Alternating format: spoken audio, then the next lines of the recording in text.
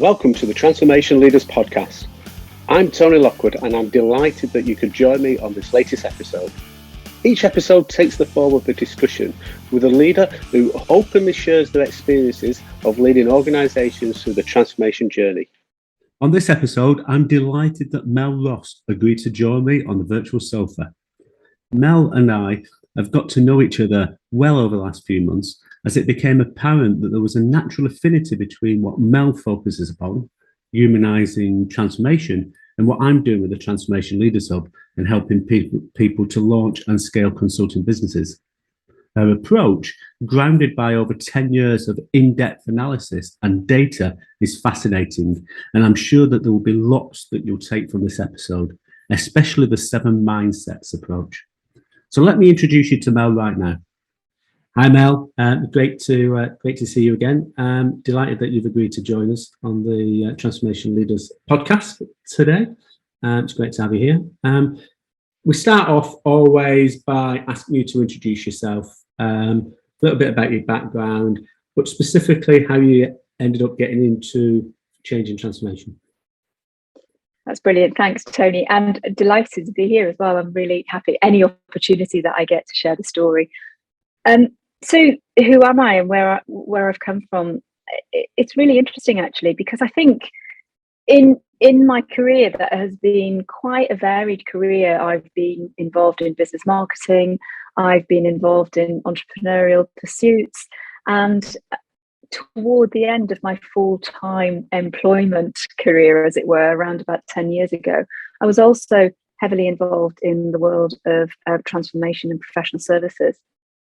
I think one of the things that's really stood out for me and has always been important is, how do you marry the human with all of the potential and possibility that digital and data can bring? So when you start talking about change management, when you start talking about transformation or indeed digital transformation, what's always been top of mind for me is, what about the human? Yeah. And, you know, it's beyond the customer, Tony. It's the human. It's the entire audience value chain. So we'll come back to that. We'll come back to that. Yep. I'm quite interested in exploring that humanizing transformation element. Yeah. But how do you define transformation outside of the humanizing aspect? But there's lots of different people have different definitions of what they think transformation means. So it's always useful to get the context of the rest of the conversation. So how do you define transformation? Good question. And I'm very pleased to say that question was asked this morning. So I feel as if the answer is there on the tip of my tongue. There is, for me, a distinction between innovation and improvement. And for me, that's the answer to the difference between innovation and improvement then gives you certainly my definition of what transformation is. And I think when we're talking about change, when we're talking about improvement, we're talking about making things simpler and faster and smarter. So we're working on what we've already got to increase its productivity and to increase its efficiency. Transformation, on the other hand, for me, it really talks about being different and bringing difference. And when we're being different and bringing difference, then that really is innovation. And I think that the differentiation there is, we're creating from the future and working back, as opposed to improvement, which is working and creating from now, trying to claw our way into the future. If that describes transformation clearly enough for you in terms of my eyes. Oh, so if I sort of relay what I've just heard back to you, then it's very much driven by having a clarity of vision that is significantly different to present state. Absolutely. Absolutely. But you need that end vision, that absolute focused upon the North Star, or whatever people call it, and as you say, then work back on working out how to navigate from where you are to that end point. Yeah, without a doubt. Absolutely. Yeah. Okay. Well, we got to know each other, haven't we, recently, over the last few months or so. because we're both part of a marketing focused group. And in those early discussions, it quickly became apparent that within what we're doing within Transformation Leaders Hub and what you're doing was very complementary. And I know we're working on a number of things that to bring our respective groups together and hopefully collaborate in future. I was particularly interested when you started talking to me initially about this whole concept and your approach to humanizing transformation. So do you want to just talk to us a little bit about that and explain the background to that and what it actually means at a practical level? Absolutely. To answer that question, if you don't mind, Tony, I just want to give a belief statement. Absolutely. Because I think, when you're talking about human, that there is always going to be some sort of kind of philosophical mindset element to it. And we hold a belief as an organisation that the gift of the age we live in is our ability to reconnect with humanity if we are able to leverage digital and data for the good of the people, the product, the service, the organisation, the system, the community, the planet, etc., etc. So that's really important. So when we talk about humanizing transformation, really what we are talking about is we're talking about how we can reposition and shift projects and programs into people movements. So there's less about doing it to people, there's less of that push, even less of that nudge, and more of that genuine kind of adoption and curiosity and engagement around transformation. So humanizing transformation in summary is shifting mindset and identity within an organization that is trying to transform. And for us, if we've got a portfolio of projects and programs that might be about systems re-architecting, technology, product redesign and all of that kind of stuff, all of those projects and programs to umbrella them with a concept of humanizing transformation, which is who are we rather than what we do, because the projects and the programs will always be about what we do. The humanizing transformation brings in the subject and the questions around who are we in terms of where we're going with this transformation. So it's about mindset shift and behavioral shift. Okay, thank you for that. If we take it right down to some practical level, a lot of the transformation we see and hear about today, and we've been actively involved in ourselves, there's a significant technology input. So some people call it digital transformation, some people just call it a technology implementation, whatever, it doesn't really matter. But so on a practical level, if we're talking about putting in, one project I got involved in a couple of years ago, putting in a new ERP solution to a support services organisation. So by definition, a lot of that was putting the connections in place at the right levels, at the right points, across all the various systems. But to get it working effectively, you needed to engage the people because they were changing what they were doing in, etc. So how would you overlay that humanizing transformation element into a relatively complex but a relatively simple program of a technology driven program? So no two projects or programs would be the same in terms of how you would humanize it. However, there are some thematic techniques that we would want to look at. So the first thing that we'd do is we'd look at positioning. So the transformation project or program that you're working on, I would hazard a guess that it has a vision, it has a strategy, and therefore it has plans that drop into either waterfall or an agile methodology of and portfolio of projects. Great.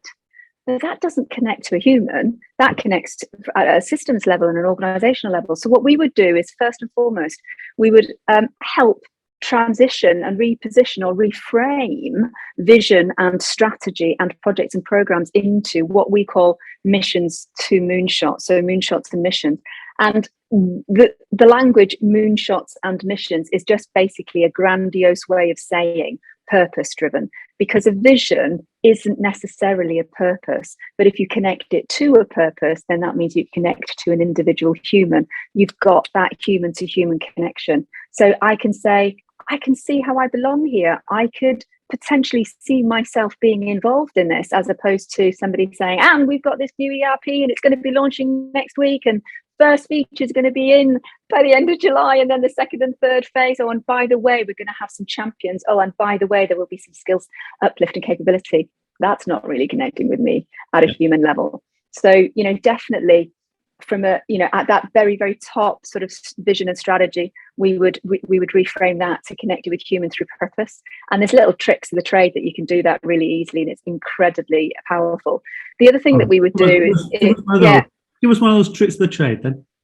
Yeah, so tricks of the trade is go to the Sustainability Development Goals, the UN Sustainability Development Goals. So it doesn't matter how technically complex a project or a program is. If you head over to the UN Sustainability Goals and have a look, I can guarantee you that one of them will pop for you and you'll go, blimey, you know what? I could tag that onto this project and this program. And as soon as you've got that sustainability development goal is mission driven, is purpose driven. You can connect it to a human. So honestly, that's a little trick for everybody. It's interesting you should say that. I was working with a firm a few months ago, and they'd done that. They started. These are little square boxes, aren't they? Multiple coloured boxes. Yeah. And they'd identified that what they were doing was delivering 14 of, is there 19? I think, I can't remember, maybe 20 of, but a significant proportion of those sustainability goals were being delivered because of this program.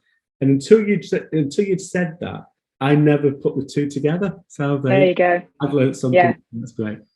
Yeah, I mean, it's so incredibly important. And also, when you've got that, one of the other tricks, I'll give you another little trick. One of the other things that we do is we encourage the leaders to workshop and to start thinking about, instead of a set of values that we are going to communicate and we're going to send out to the company, why don't you start thinking about how you can organize a workshop, get the leaders in that workshop and reframe values around a transformation program into belief statements? Because a belief statement is human. A belief statement connects to an identity. And then the leaders can then go out and their narrative, their stories, their encouragement for people to be part of the transformation is humanized immediately. And, there's some work, a great example of an organization that has actually done that is Standard Chartered. As an organization, that's exactly what they did when they wanted to redesign the performance management criteria for the organization. The leadership team did. They united around this idea of belief statements to their values, and they took those belief statements out to the organization, which is brilliant. So one of the challenges, Mel, and you'll be aware of this, when you've got a multi-year change program, transformation program, is maintaining that momentum. How do you support organisations to really maintain that momentum, and what sort of things do you suggest and recommend to keep that momentum going so they've got the right conditions to achieve what they've set out to achieve? Well, the answer to that question really lies in our framework, is following the framework. And we have three key audiences. I like to call them the three amigos, three audiences that are incredibly important to us to ensure that they understand what it means to humanize transformation. So the first audience is anyone who is a practitioner of change or transformation. So somebody that is they get paid at the end of the month to do a job that is around transformation. So it's a project manager, it's a IT manager, it's a developer, it's a learning and development OD person, change manager, business analyst, the lot. So they are what we call the kind of practitioners.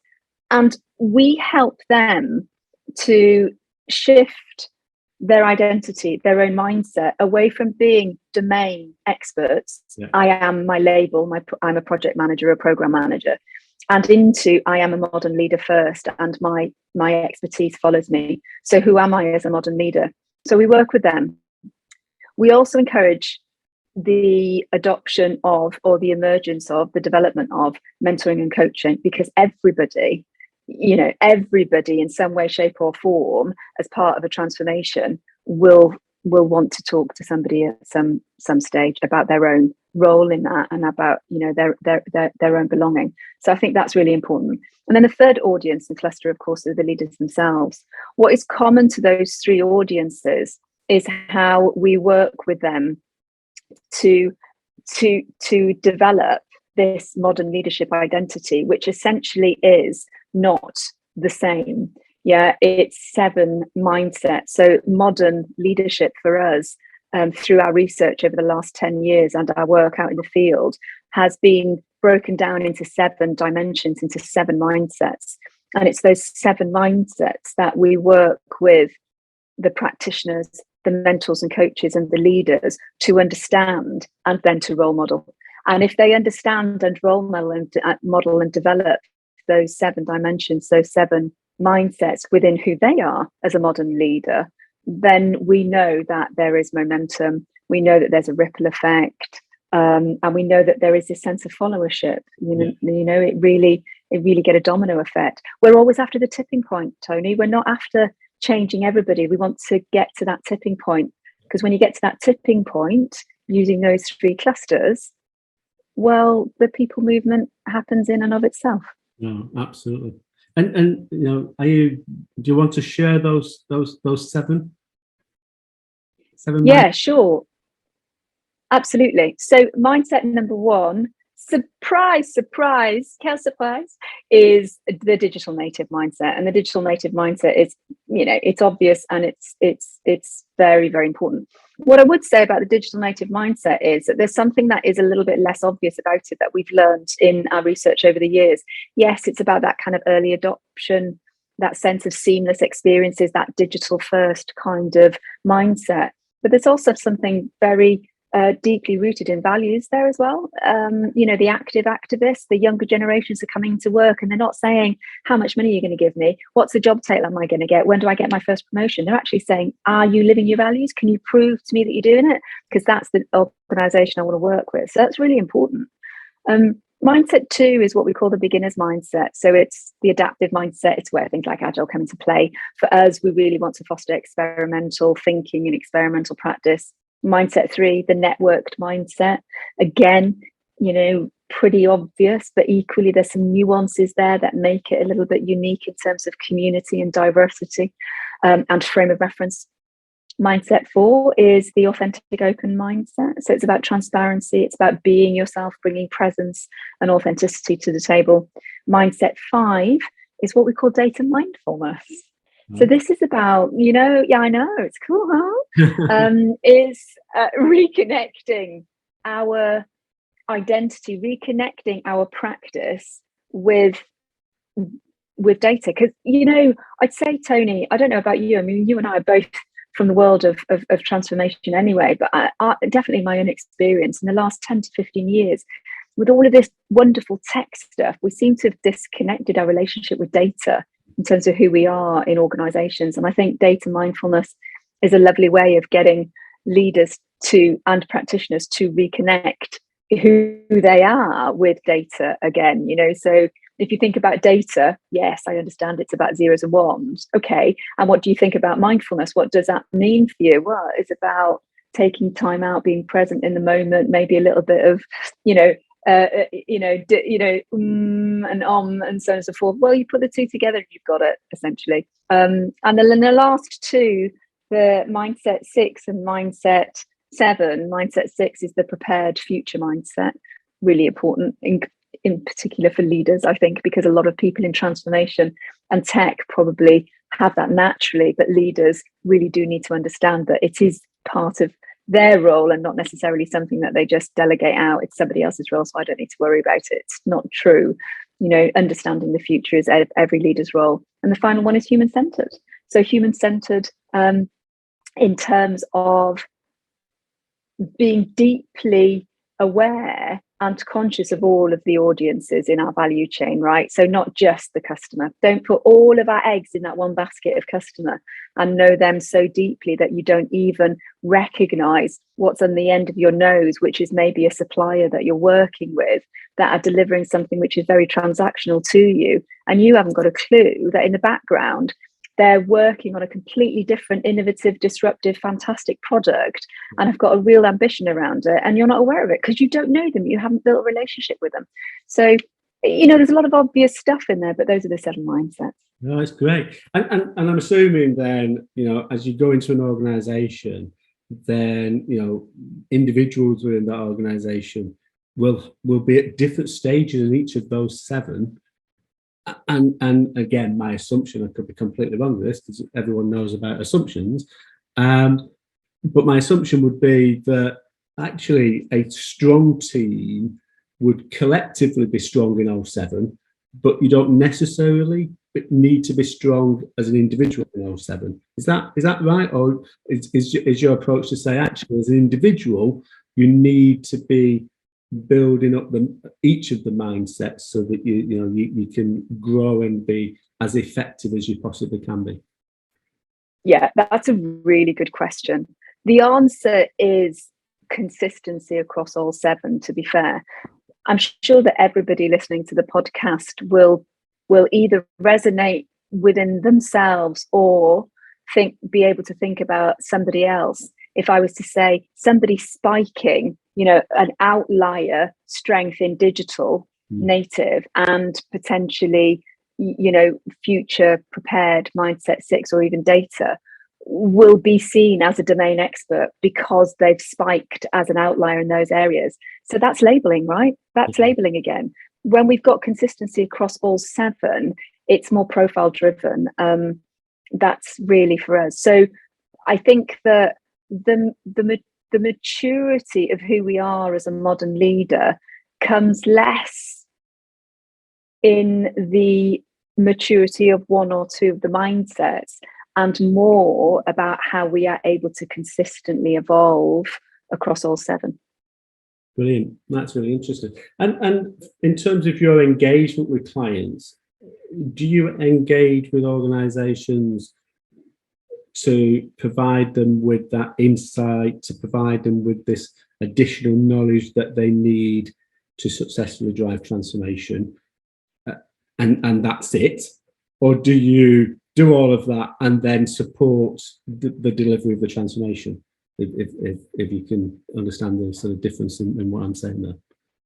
So do you use it as a tool that they can access at any stage to build their capabilities, or do you use it as a tool to help them to deliver transformation and you support that delivery of that transformation?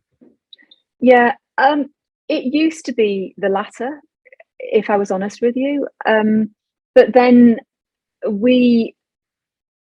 now that the model is proved, we're 10 years in, we've been working with organizations at a leadership level, at a coaching level, at a practitioner level. We've profiled thousands of leaders over the years. I think more recently, we got to the point where we just thought, nah, this is not about outside in anymore. This is about inside out. So what we prefer really to work with individuals who can take the framework, be the framework, and then from the inside out grow and seed and ripple out the framework within the organization. It's more ethical. It's more ethical. So definitely an inside out approach. So that's where our professional certification ticket comes into play. Yeah. And that's where our conversation started way back. Yeah. So pretty much. We've got people that would actually probably would be interested in, as you say, going through the accreditation process. Yeah, absolutely. And it's young, I'm sure that a lot of people here will be very well versed in, things like agile methodology and Scrum and PMI and so on and so forth. And they're all absolutely fantastic. Yeah. They are brilliant methodologies when they are used for what the methodologies were created for. I think for us, really, what we're saying is we're tapping into a gap that there isn't a methodology out there that supports transformation practitioners and leaders. And it's the mindset methodology, it's the mindset framework, it's the mindset gap.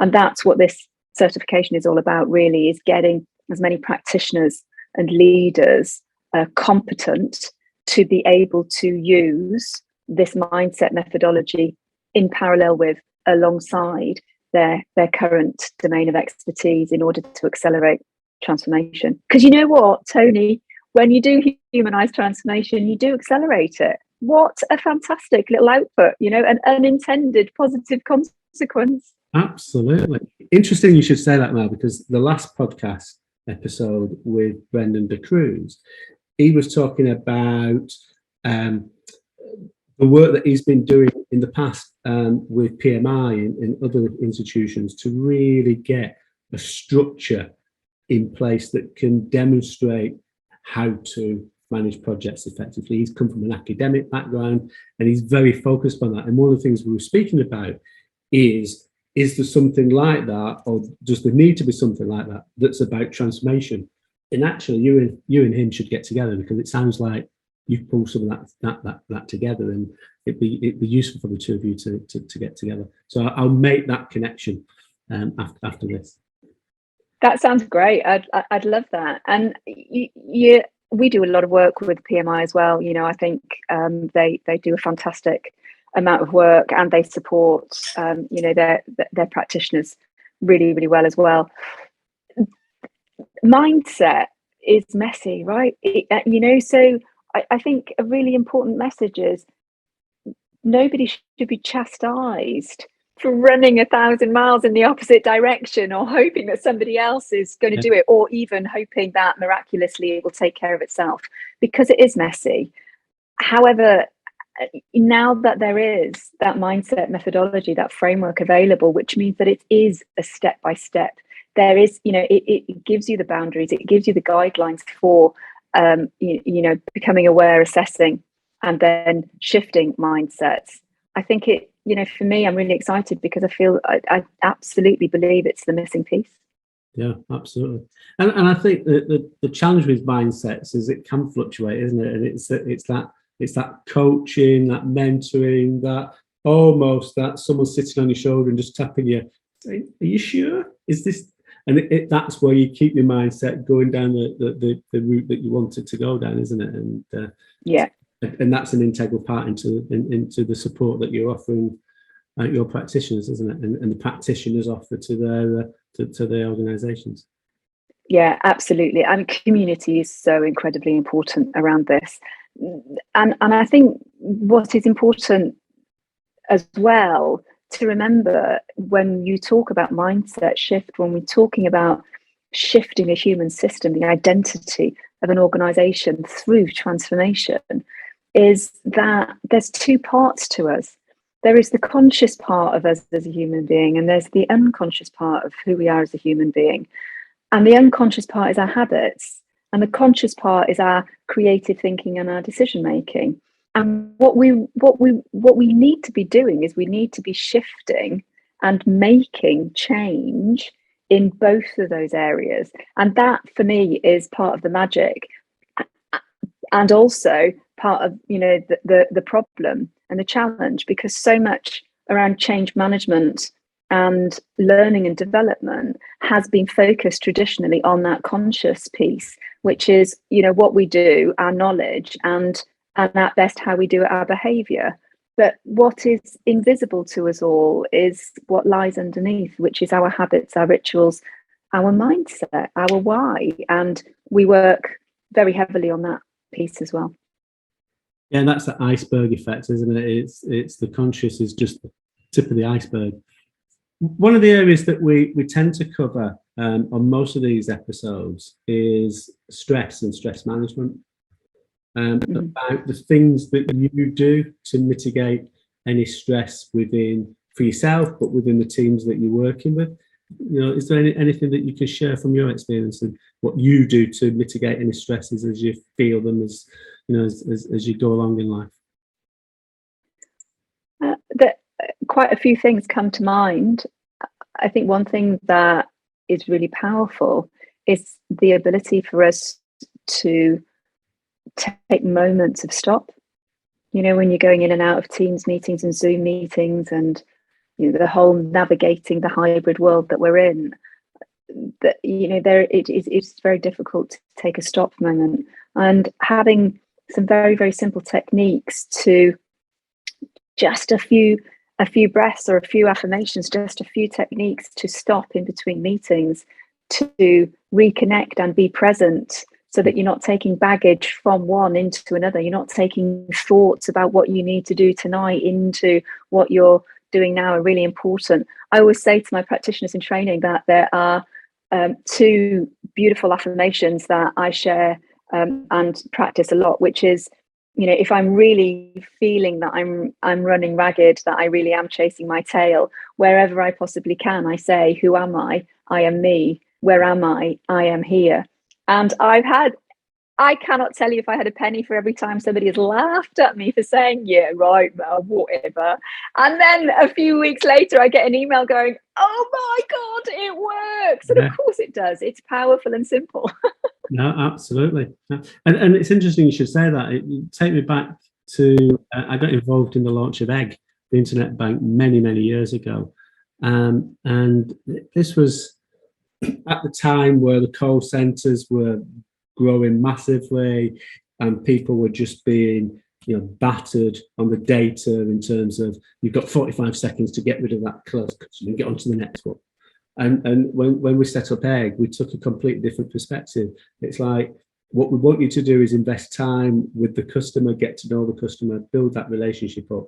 And if you've come off a bad call, the last thing we want you to do is pick the call up again, because what you'll be doing is taking that emotion into the next call, and the next customer will get hacked off with you. So we had this, we called it a meditation room, but it was just a sort of a place that they could go to, and actually more often than not, by the time they'd walked to it and gone in, it was a bit colourful and some comfy chairs. They were only in it for a couple of minutes and they were coming out. But it was that break, getting away from that last call. And as they walked up to this, they could then breathe, they could then take the time out. And usually by the time they got to the door, they were ready to come back on.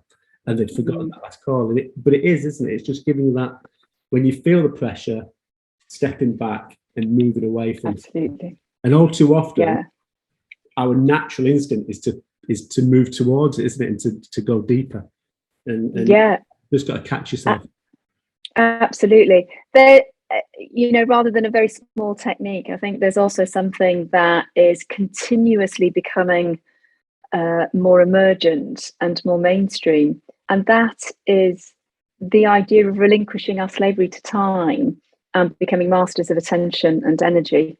That is very important to us as well, and integral to all of our work. How do you start to manage your attention as opposed to constantly trying to manage our time? And, you know, just thinking about it, it is impossible for you to manage time, but you can manage where you place your attention.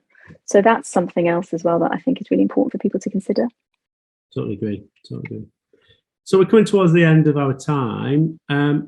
If there's one thing that you want people to leave with, what would that be? What's your sort of key non-negotiable? I think for me, it would be who you are will always be so much more important than what you do. Brilliant.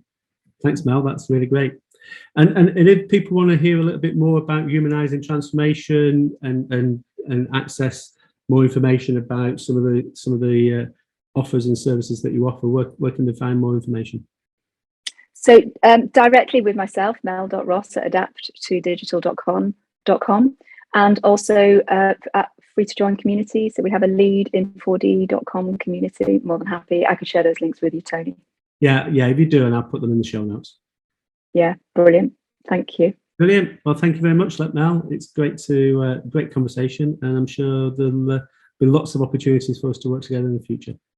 Oh, I hope so. I look forward to that. Thanks so much, Tony. Thank you. Thanks, Mel. That was a great and really insightful podcast. So if you'd like to know more or indeed talk to Mel further about her approach to humanizing transformation, please do reach out to her. I'll include the relevant links in the show notes. Ultimately, this is the core purpose of this podcast, to share proven approaches that can help you successfully deliver transformation within your organisation. The podcast goes hand in hand with the approach that we take within the Transformation Leaders Hub, a community focused exclusively on those operating within change and transformation. So if you've not checked it out as yet, please do so today by clicking on the link in the show notes. I look forward to sharing another episode with you in a couple of weeks' time. So, bye for now.